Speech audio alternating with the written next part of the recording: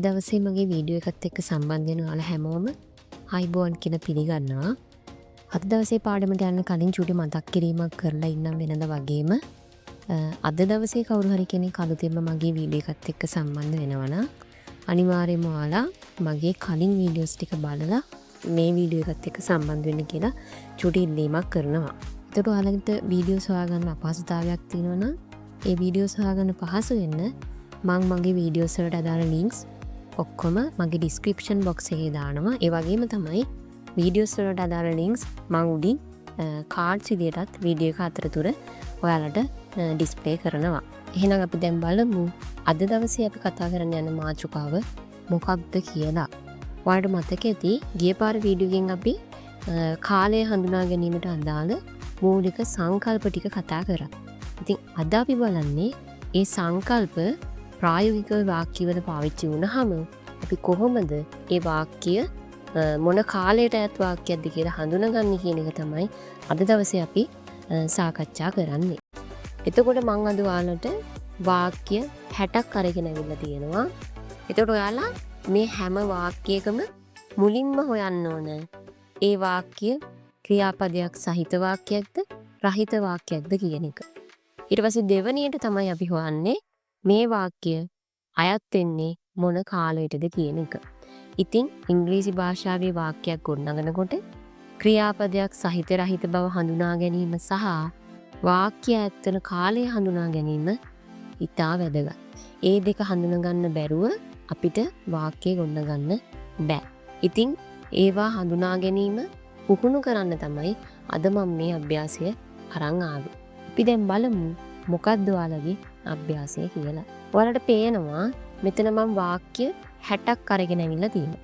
මගේ උත්තර බලන්න කලින් අනිවාර්යයෙන්ම ඔයාලා මේ වාක්‍ය 60ම සම්පූර්ණ කරන්න ඕන. එතකොට මේකෙදි ඔයාලා හොයන්න ඕන අදාළ වාක්‍ය ක්‍රියාපදයක් සහිතද රහිතද සහ ඒ වාක්‍ය මොන කාලයට අයත් වාක්‍යයක්ද කියන එක සටහන් කරන්න ඕන.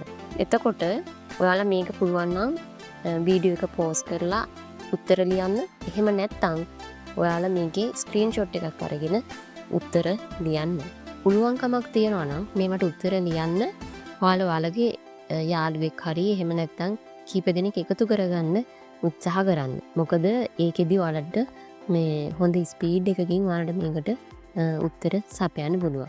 ඒකෙදි ඔයාලා උත්තර ලියන්න එපා. එක්කෙනෙක් ප්‍රශ්නය අහනකොට අනිත් කෙනා උත්තර සහිතද රහිතද බව සහ වාක්‍ය ඇත්තෙන කාලය උත්තරේ විදිහට දෙන්න දීලා දෙන්න මාරුවෙන් මාරුවට උත්තර සහ ප්‍රශ්න වරින් වර අහන්න. ඉතින් මම ඔයාලට මේකෙදී පිළිතුරු සපයන්නේ එක්තරා ක්‍රමයකට. අපි දැන් බලමු පළවෙනි වාක්‍යය කරලා කොහොමද ඔයාලගේ ස්පීඩ් එක හදාගන්න මේ වාක්‍යයට උත්තර දෙන්න ඕන කියලා. "හේ රෑට පාඩම් කරනවා." මේ ප්‍රශ්නෙට උත්තරේ එහා පැත්තෙන් එන්න කලින් ඔයාලගේ උත්තර හිතලා තියෙන්න ඕන. ඒක තමයි ස්පීඩ් එක කියලා කියන්නේ. ඒතකොට ඔයාලට ඉංග්‍රීසි වාක්‍ය හදනකොටත් ඉක්මනින් වාක්‍ය ගොඩනගා ගන්න හැකියාව ලැබෙනවා. ඉතින් මෙතනින් එහාට ඔයාලට මම මේ විදිහට තමයි ප්‍රශ්න 60 සහ ඊට අදාළ පිළිතුරු මම මේකේ ඩිස්ප්ලේ කරන්නේ මෙන්න මේ ආකාරයට. ඉතින් මෙතනින් ඉඳන් ඔයාලට පිළිතුරු ලබා දීම තමයි කරන්නේ. ඔයාලා මේ ප්‍රශ්න 60ටම නිවැරදි උත්තර සැපයුවොත් විතරක් මගේ ඊළඟ වීඩියෝ එකට සම්බන්ධ වෙන්න. එහෙනම් අද දවසට මම ඔයාලගෙන් සමුගන්නවා.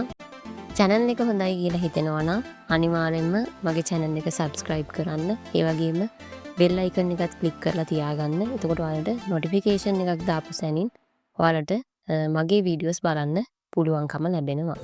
ඊට අමතරව දන්න යාළුවෝ ඉන්නවා නම් වීඩියෝ ෂෙයා කරන්න. ඒ වගේම ඔයාලගේ අදහස් යෝජනා චෝදනා ඔයාලට මේ සම්බන්ධයෙන් මොන හරි ගැටලු තියෙනවා නම් ඒවා කමෙන්ට් සෙක්ෂන් එකේ දාන්නත් අමතක කරන්න එපා. එහෙනම් ඔයාලා හැමෝටම සුබ දවසක්.